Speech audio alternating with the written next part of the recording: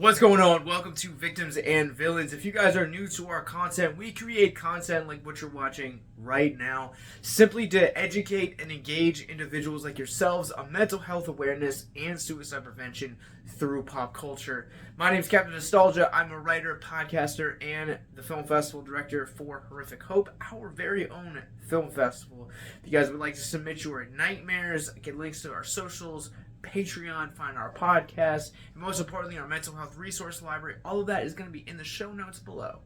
Well, Venom isn't the only one to say let there be carnage, because today we're going to be talking about American Carnage. American Carnage is an Elseworlds America where a legislative order has been put into place that deports any non-U.S. citizen. And they are given a choice to complete a program that will basically help the elderly or go back to their country of origin. And when they choose the elderly program, some weird stuff starts to take place. To say, before I even start talking about the plot or the narrative, the writing, the comedy, the horror, any of that stuff, let me just say that this movie speaks volumes on how we as a country not only see our elderly, but also at the same time how we see other races and people that may or may not have legal U.S. citizenship. This movie reminds me a lot of Sorry to Bother You, in the way that it kind of explores not only minorities within the U.S., but also how we handle them in terms of careers.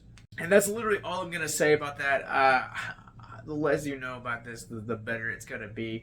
Let me just say that this movie is a lot of fun. Like, up front and center, this movie is an absolute blast. It has its flaws, but it's an absolute blast. Let me say that this is a movie where it has something for everyone. If you're looking for a laugh, this movie will make you laugh. If you are looking for the horror, if you're looking for something weird, this movie has that. If you are looking for something that has a good social commentary, this movie has that. And let me just say that all of these elements that within this movie, they exist, but they don't blend.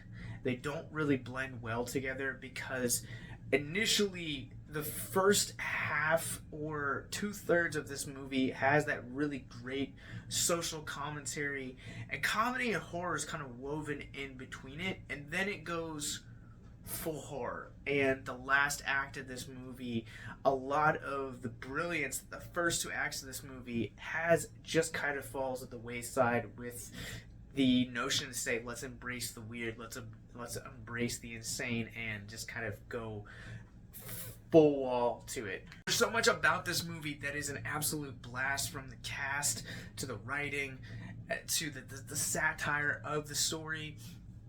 But again, it comes back into how the film blends all of those elements, and they end up just kind of being a clunky mess in the long run. I'm not going to say that this movie is one of those movies that it's so good it's bad. It's just a good movie that just happens to have rough spots along the way.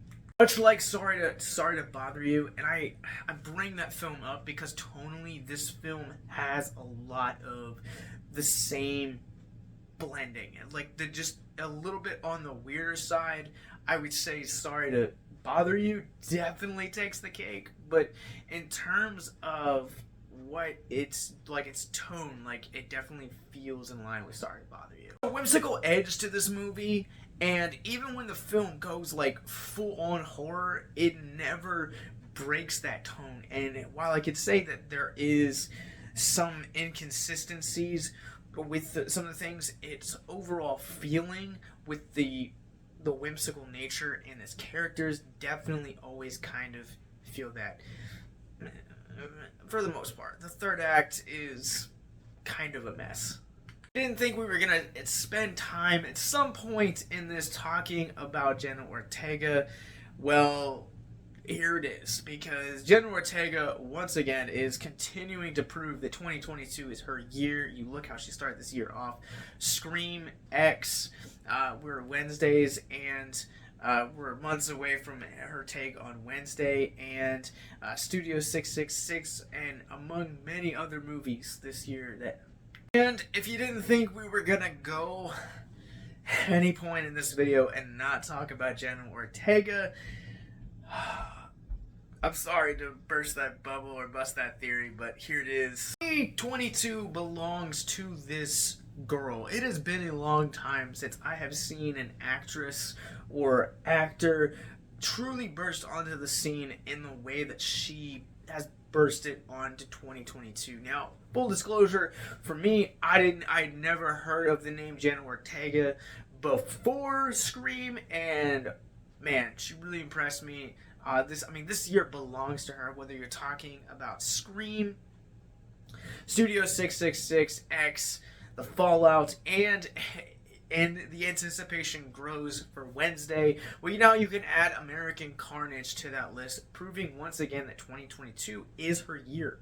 Ortega plays just a fun character and adds a lot to the atmosphere, but she's not the real reason to watch this movie, whereas the other films she was great in and had a breakout performance. Here, I wouldn't necessarily say that she has a breakout performance. I would say that she is just good in this movie. Breakout performances, there are two that I will specifically name, and the first one comes from Jorge Lendeberg Jr., who plays our protagonist JP, and his sidekick Alan Maldonado, who plays Big Mac. Maldonado is definitely the comic relief of this movie. Almost every punchline comes from his character, but also at the same time, as the back half of the film proves, him and Lendeberg have truly a great chemistry and dynamic together. I really like Lendeberg as a character throughout the entirety of this movie. I just think he has such strong acting chops, and I feel like doesn't get enough praise for a lot of the work that he's been in. I've loved him in Love, Simon and Alita Battle Angel, and I haven't seen Bumblebee yet, but I'm guessing a lot of people have liked him in Bumblebee. And really, American Carnage is no different, because he proves that, once again, he is a strong actor that not only is able to rise to the dramatic beats of this movie, but also the comedic beats, and his chemistry with just about everyone in this cast is insane. Pacing of this movie is rather strong, and don't get me wrong, there are issues where there is parts that will lag, and there are also parts where you as the audience member will predict what's going to happen, because there is some formulaic elements to this movie. But overall, this movie is just a fun time, and it feels like a bite-sized action horror comedy. It's not a movie that's long, it's not a movie that's short, it's a movie that's just the perfect length. I'm going to give this one a 3 out of 5. I think the performances in this are absolutely fantastic. Pacing overall is really sharp, and I'm also going to say that this movie is really weird, but also at the same time it has a really great social commentary. It's funny, and it's just an overall blast, but it falls short with some of its more familiar trope elements, and also at the same time, again, I found myself predicting, and there are a few moments where it does lag. To talk about some mental health.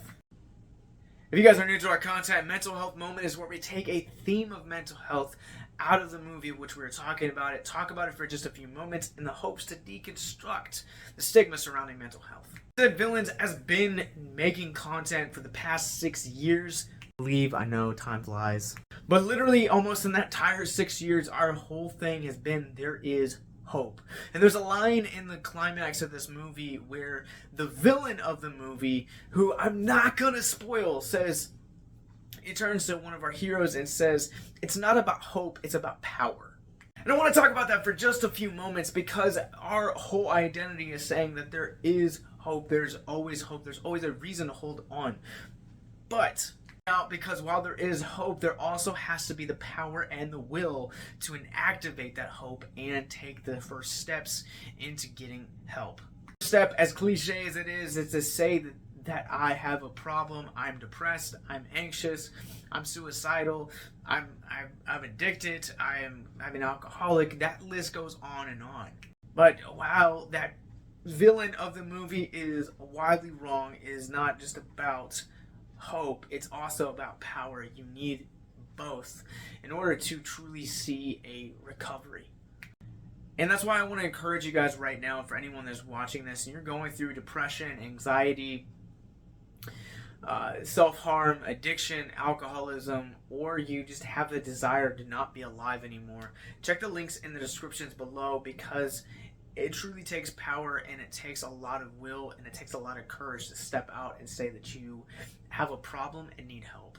I'm not just coming from that as a content creator. I am coming that from someone that has and still goes through depressive episodes, anxiety attacks, and has even contemplated suicide at one point. Tomorrow is always worth reaching for, so please stay with us and have the hope and the power to activate that hope. Make sure that you guys check out American Carnage when it hits VOD and select theaters this Friday, July 15th. Have a great night, guys.